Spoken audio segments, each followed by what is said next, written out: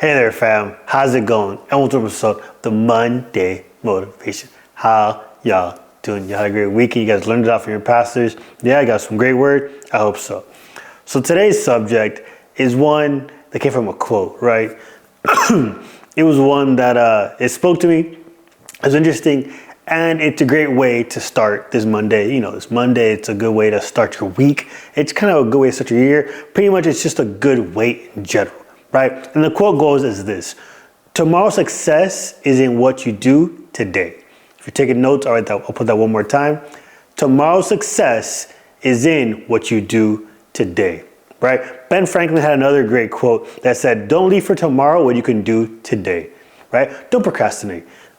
And I get it. There are some times where we wake up and it's just not our day. We don't want to do this. We don't want to do that. Maybe we don't want to go to work. Maybe we don't want to go to the gym. Maybe we don't want to go to study. Maybe it just, whatever it is, you don't feel like it. It's one of those lazy days.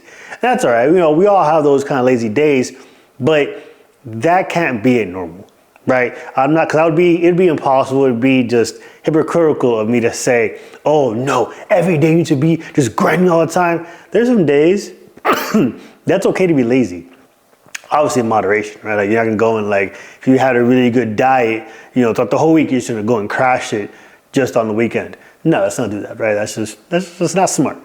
But what I am saying is, if you know that you wanna get after something, if you know you wanna achieve something, why leave it for tomorrow when you can do it today? Now, I have to be transparent.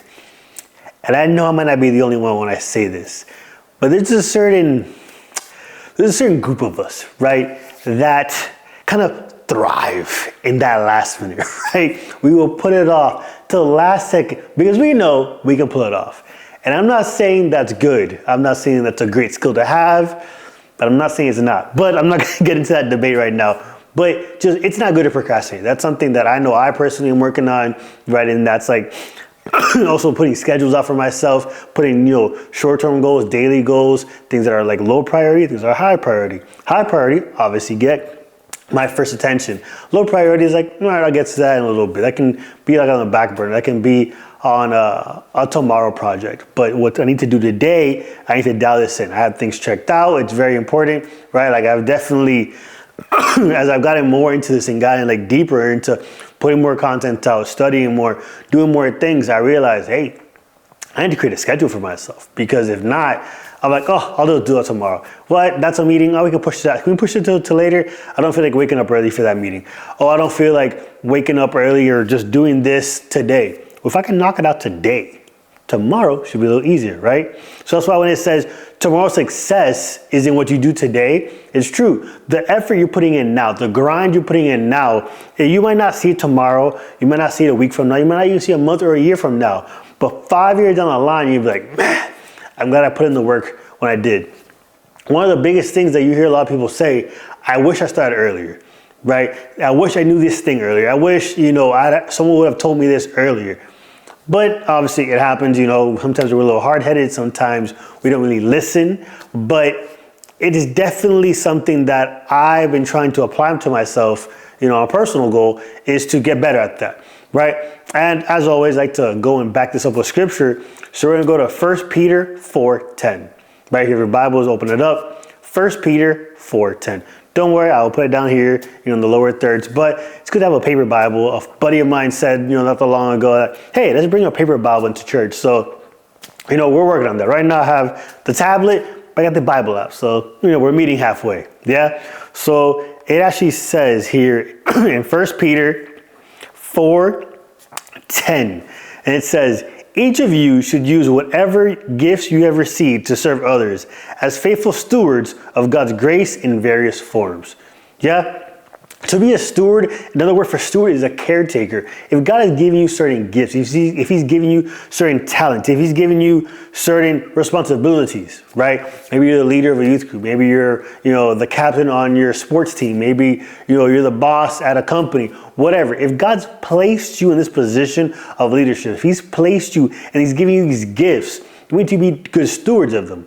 Right? Let's not be like that servant that went and was given a talent and he just dug into a hole and didn't go and reproduce it, didn't multiply it.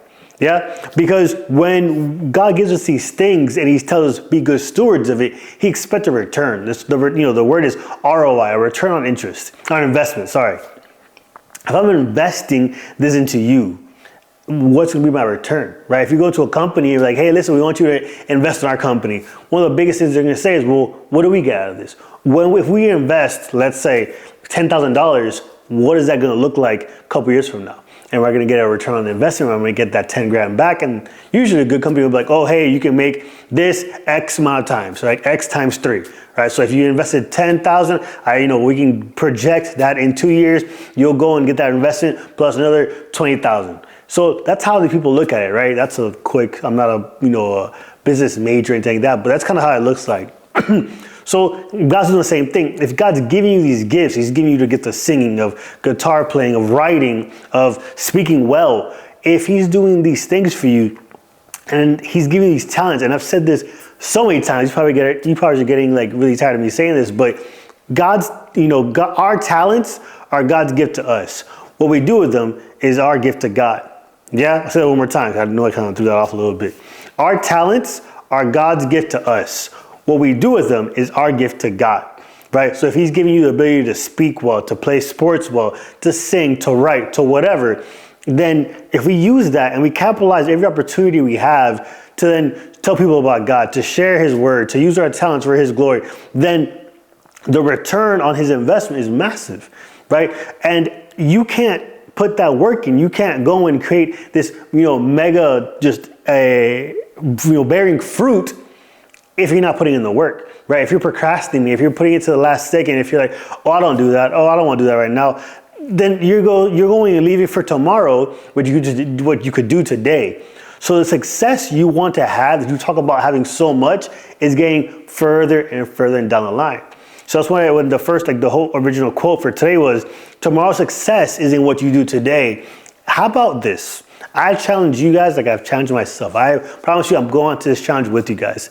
Let's go and go full send, empty the tanks today, so tomorrow it's a little easier for us. So tomorrow our children can reap the fruit and the work we've done in. Tomorrow, people can then see, wow, they've led the way for me. Now I can go and, really step into this as well. We're being trailblazers. We're advancing the kingdom for God's glory. So the generation after us can go and then live, step up forward. There's a pastor called Rony Oliveira. He's from Brazil. And he said this quote, and for me, it always stuck. So I was like, that's what I want to do. He said that his prayer was that his roof becomes his kids' floor. What does that mean, Rods? It means that his highest peak, what he reaches, will now be where his son starts off. So he doesn't have to start off from the bottom, from ground zero. No, he can start off at where Dad's left him at. Dad's brought him up. Dad's brought him to this level. So now from here above, now he can go forward. And then his kids will do the same thing. And by doing that, we just keep on leveling up and keep on scaling up what God's given us. Yeah? So can we do that challenge together? Can we go and just put in this work now, grind, get after it, go super hard, so that tomorrow our kids can reap it. Tomorrow, the people that we've wanted to bring along with us can now have an easier way for it, right? So then they can share it more, so they can share it to other people. Can we do that? Can we go and build up the kingdom for Christ? Yeah? I hope so. I love you guys. As always, don't forget to like, comment, subscribe, hit the notification bell so you don't miss any of these talks. I love y'all. I'll see you on Wednesday. Stay safe, and as always, make it the best day ever.